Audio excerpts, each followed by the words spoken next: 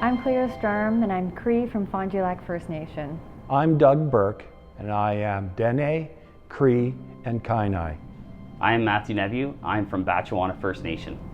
When we experience trauma, the truth is often buried and details forgotten. Both my parents went to residential school, but they really didn't talk about it. One of the stories that my father did tell me was that when he came around the corner, he saw a nun beating his sister.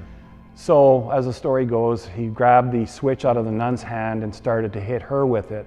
And in the end, he got kicked out of the school because he was deemed the problem. I went to Algoma University in Sault Ste. Marie. It was a great school, but the main building there was the former Shingwalk Residential School. Both of my grandparents attended residential school, but I think my mom never shared the details because of the shame and the sadness. I now have a much better understanding of why my parents struggled in life. I heard once that every First Nation person that you meet either went to residential school or is related to somebody who did. You do not have to be Indigenous or directly impacted to care about this part of our history.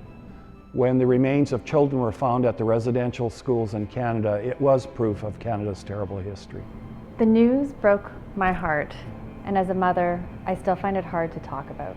Today I talk to you from Tseshaht First Nation.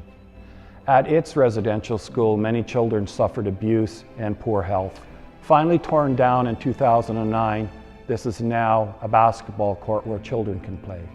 Listening to the truth and learning about the past is part of how we heal. I'm really proud that BMO has created Nistotanwin, which is for educating their employees about Canada's true history of Indigenous people. Over 37,000 people have taken this e-learning and it is available to the public. As head of the Indigenous Banking Unit, I know that a key to reconciliation is through economic empowerment. Through my work, I witness firsthand that BMO engages with Indigenous communities. We help them fuel their journey in the economy. Working in commercial banking with many First Nations people, we've been there to support many projects on infrastructure and economic development. BMO breaks down barriers. We can't change the past, but as a bank, we can influence positive change.